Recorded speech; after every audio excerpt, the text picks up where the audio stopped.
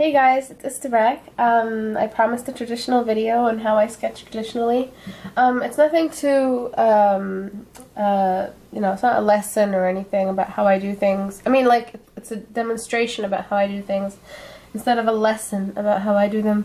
I don't really have a fixed lesson plan or any fixed rules to show you. It's just simply how I go about drawing something traditionally, from a face to gestures to characters to anime. So I don't do much of anime traditionally. Usually sometimes I just sketch it on the computer. But for a graphic novel that I am working on, I do engage in a more anime style. And it is all traditional, so that I keep close to that animation texture, that feel of traditional. But that's pretty much what I do traditionally. Everything else is really digital. Paintings, landscapes, portraits, all kinds of stuff that you guys have seen, sketching, caricatures. Those are all digital. Digital is my main medium, and traditional is just something I do on the side sometimes when I'm not at home and I'm out, or I'm sitting on my couch watching TV or something. Okay, so what do I draw today? I do have a couple of pointers and questions that people have asked me. They've asked me about line weight traditionally, what I do to keep my line weight constructed and steady. They've also asked about hairy lines. Hairy lines are the lines that have, let me get my eraser, have recursive texture to them. So it's a difference between this line and this line. This is a hairy line, and this is what artists that are unsteady do, because they're unsure of what it is they're drawing, and so to not make a mistake, they keep going back. Oh my god, I'm so scared. What am I going to do? I'm going to go back. I'm going to go back. Instead of creating a nice, thick, focused, clean, fast line. So let me just erase that, because the way I teach, you know me when I get messy with my lessons.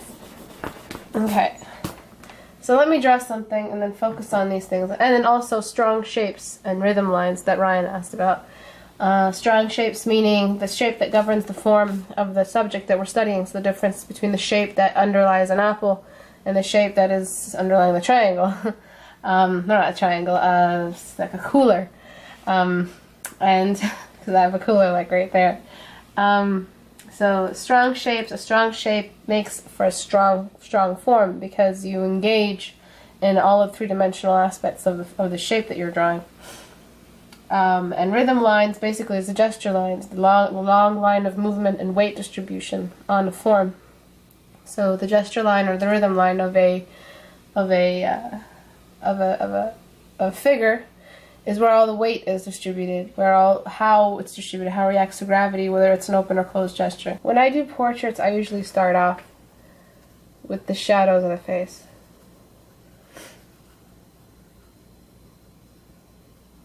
Just basic shadows. It's always a top-down thing. The light is always coming from above. Let me see if I can zoom in for you guys. Okay. Sorry if it starts to focus on my hand. I'm not sure how this camera is doing. Never used it for this kind of subject. Okay. These basic shadows really help me get a concrete direction, a real set place for the image, so I don't have to spend the entire time worrying about where I'm going to place the nose or where I'm going to place the eye. I find out where I'm going to place the eye by just throwing in this general shadow, because the whole eye socket is one big shadow, because it's a hole inside the skull. So that's another way to avoid drawing misshaped eyes or asymmetrical eyes, is to just get rid of the shadow altogether in the beginning. Like, not get rid of it, like get that in place.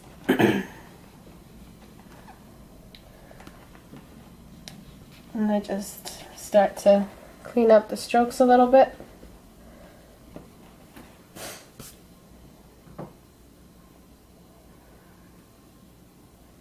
get the dark spots in.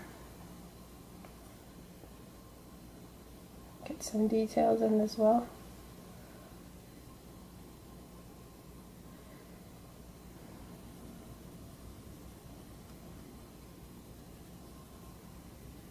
Now I'm not looking directly at the image because I'm kind of from the side like this so that you guys can see. Me and my camera are both sharing the canvas vantage point. Okay, so now when I had the shadow in place, that allowed me to know where to outline for the eye. And that's the most important thing. Same thing with the eyebrows.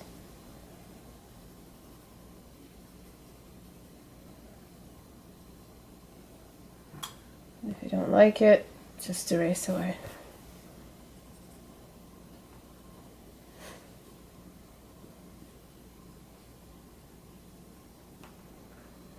What I do to know where the eye part is, the iris, I just do swirls until I like where it sets. Just like swirls. And then of course the dark spot. And remember, eyes that are focused are kind of crossed. They're inward because they're looking at the subject right here. And so you want to make it look like they're looking at a subject close to them. So you cross them a little bit to make that effect happen.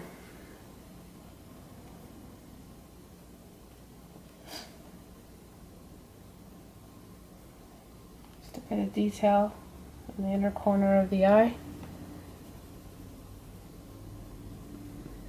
A little bit of shadow. What I like to do is outline the shadow first and then sketch inside it. It makes for a cleaner shadow border. So instead of doing it like this, I like to outline where the shadow is going to be and outline the color inside. I also like to use these things, and what it does is smudges. Instead of me having to use my fingers and get them all dirty, I just use the smudger instead. And mine is like pretty worn out because how much I use it. I use it for pretty much all kinds of styles, really. And what it gives you after, if you've used enough pencil, it gives you that nice smudged watercolor look when you use it on its side. Of course, you can use it at its top. You can even draw with it if you get enough lead on it. It works for a nice preliminary sketch. If you get like a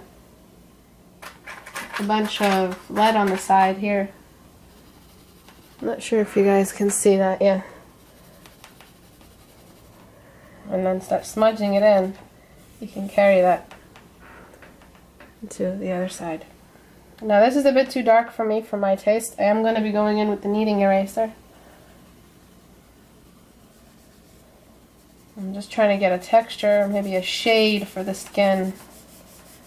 And this is the most important part for me. No details, no lashes. Some of you will jump straight into the lashes. Some of you will start adding details like freckles and lip ripples and textures. This is all too early for that kind of stuff because you don't even have a set shade, a set core shadow for the face. If you don't have a core shadow set up, you're going to have to paint over all or draw or sketch over all of those details you just threw in there too early. Premature detailing is the downfall of sketching. You know, sometimes you just need to add a tiny little ripple near the eyes and it works as eyelashes and it reads. Because the brain does the rest of the work.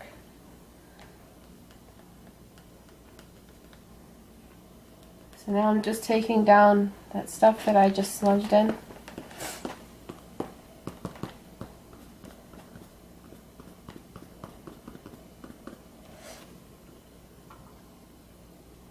Okay, I'm just going to find an eye light in a second and I'm going to get the kneading eraser over it.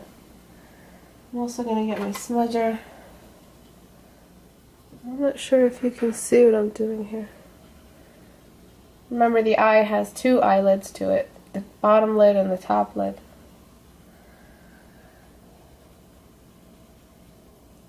You to define both.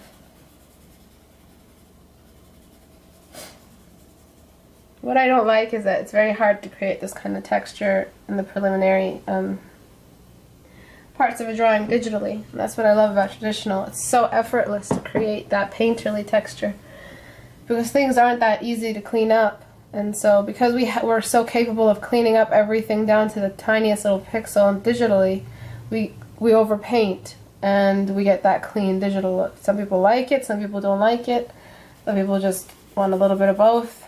But traditionally, you're always going to get that because it's not so easy to clean all of this because you don't have control over all of the little pixels. These aren't pixels.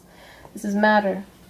And so when matter gets stained, it's hard to clean it up, and that painterly texture is easily gettable.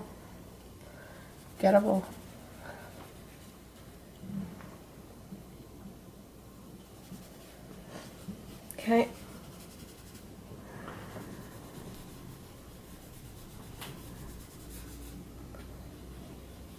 It's very hard for me to see what I'm doing.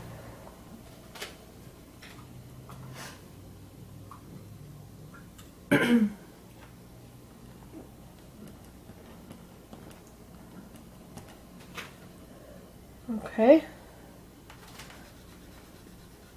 Now by sketching over this entire area, or smudging over it, with my kneading eraser I can erase some of the areas and then define the chin. Just by doing that. Instead of, getting the positive space by erasing. I mean, finding the form by taking away. Instead of the other way around, finding the form by adding. Okay.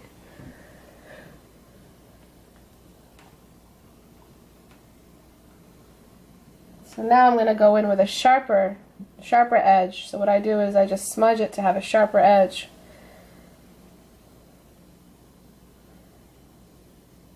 And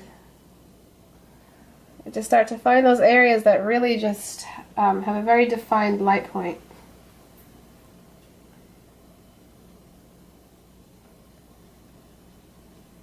Milk mustache. These are the light spots. You see how now we're finding light spots because we painted over the whole thing with the smudger. I took too much off, but it's okay. Smudge over her lips here. Get them a bit darker. And because I do so much illustration and so little sketching, it's hard for me to just sketch it with lines. I can just sketch it with lines as I did before and finish it as a sketch, a simple sketch, and that's it. But of course that's not the full traditional service. You want to see how much form you can create with these three tools.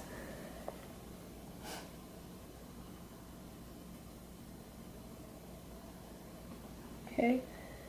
Areas there, take off.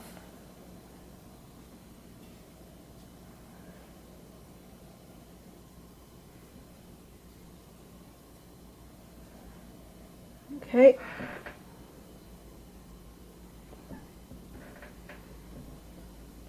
And now I just start detailing a little bit. Remember those dark spots, they're really essential. When you get them as dark as they need to be for the form, what happens is everything falls into place.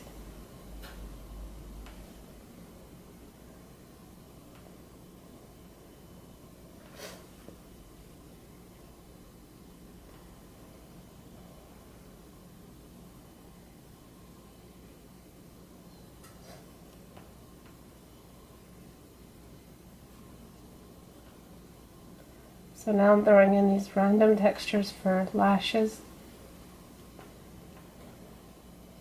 Getting my smudger, smudging the tops darker and then leaving this area light because the light that's falling is only casting a shadow halfway over the ice. Remember the eyelid shadow that I talk about all the time. This shadow right here. You see what that does for the eye? It validates the presence of a lid over another object. It validates the cast shadow. Cast shadows are the backbone of form, because that's the only way we're defining it other than edges. Edges are also the backbone of form, but cast shadows really just do all the work. Starting to get the outer edges of the lower eyelid, the lower area of the nostril, getting that whole nose area darkened, so that with my kneading eraser I go in, just get a nice edge going, and find the tip on the other side of the nose. She is kind of 3/4 view, not fully. Like, I like a balance. And then I'm going to get a really clean side. So I'm going to knead it like until I see the cleaner sides where there's no lead. I'm not sure if you guys can see that, damn it. I knead it so that the cleaner side is visible, and I just get it to a nice point.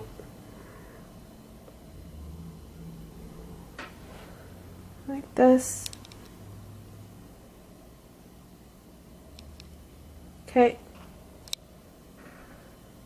And I go in to the eye and keep kneading. And just erase away just the area there, and then I'm going to go back and define.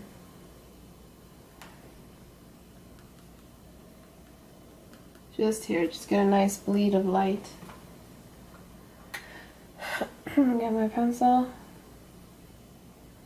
and just shade around that light. Remember, this light is always very delicate. For those who have an anime background, it's not so delicate.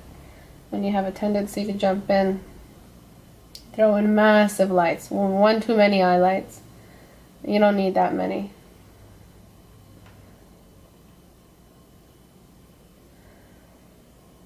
And remember, the eye whites, the parts of the eyes that are white, the whitest, those areas are not as white as you think. They're actually pretty dark. You want a more realistic texture, more realistic value, bring that area all down. Just bring it down. And with this, I'm going to just start. This is what I love about, like you see it with Bob Ross videos as well, the way he gets a texture just by using a brush sideways. That's what I love about traditional, is it really is so easy to create texture that is convincing. A simple movement, a simple just jerking of the finger creates that lip texture that is so much more hard to create digitally, because you need the kind of brush for it, you need the angle, you need to fix the jitter on the brush on Photoshop. Okay, so what I did was I darkened the irises, the pupils, and what I'm going to keep doing is just reinforcing the light source from above. So I darken the upper lip in certain areas, all branching out from the dark spot of the outer corners. Keep reinforcing that light source that's coming from above. Bottom lids get as much attention as top lids, always. Don't forget that. That's really essential for drawing convincing looking eyes. And for hair, like I've taught you guys before, erasing parts of the top creates that hair texture for the eyebrow. Erasing parts of the lower eyes also creates that texture for the eyes, for the light. So this is pretty much my technique. This is all that I really do. It's a combination of these three tools: the kneading eraser, the smudge tool, and the pencil. And it doesn't really matter what kind of pencil you use, because I've used lead pencils as well. And what I do with the lead pencil is the same thing. I'm not sure if you can see the tip, but I sort of carve at it from the side till I get a nice, smooth side, and then the other side instantly becomes sharp. And I get these really super fine sharp lines. I like to use this more. This I like to use for that texture, that fine art texture that I really enjoy in the sketch. And that's pretty much it, really. I can keep rendering this more and more. I probably will, and maybe upload it at the end of the image after I've done rendering it. But everything that I've taught you digitally is also applicable traditionally. Shadows of the nose like that, and how to draw the nose video, you guys can go watch. Why I place the lights on this area here. Why I place the lights on the outer corners of the lips. Why I place lights on the cheekbones. I've already explained all of that. Some of you might be asking, why is she placing that light there? Why is she doing that specific gesture and of light here and there? And it's all explained in my previous videos. Nothing new. Everything is pretty much touched on already. So I hope that video helped. Thanks for watching. I really appreciate the support. Don't forget to like and subscribe. I'll try to do more of these traditional videos. So just to answer the questions that I did have asked of me on Facebook, line weight on traditional is just a matter of how you use your pencil. It's really easy to govern it. It's just the distance between you, sorry if you can see that, the distance between the pencil and the canvas, at which angle you're holding it. So this versus this versus this. And whenever you're using lines this thin, it's either you're going in really detailed or you're just using it in the beginning for really rough gesture lines. Hairy lines, have a bit more confidence. To build confidence, you need to know what shape you want. If you're drawing a C, S, or I, you need to know the shape that you're looking at. So when you observe the reference that you're looking at, know, is it a C, S, or I? Is it an open or closed gesture? I've already explained what those are in my previous videos. And that builds confidence because you know what shape is expected of you. So you form the shape right away. That's confidence. Instead of sketching out. You don't need all this unsureness because you know what the shape is, you know how the shape looks like, and if you're having trouble forming perfect circles, and I don't have perfect circles, but if you have trouble forming those, get a whole paper and just draw perfect circles all day long, or just practice your circles, practice your triangles, practice your squares. I need to practice my squares. Practice your gesture lines. This builds more confidence. Strong shapes, it depends on the kind of form you're using. It's expected of you in the image, but again, I explained finding the form, finding the essential shape helps you form the form later on. Rhythm lines are the gesture lines of objects, as much as a figure drawing, as much as a figure, a human figure. Gesture lines are in everything. And that's pretty much it. I hope it helped. Thanks, guys. Bye-bye.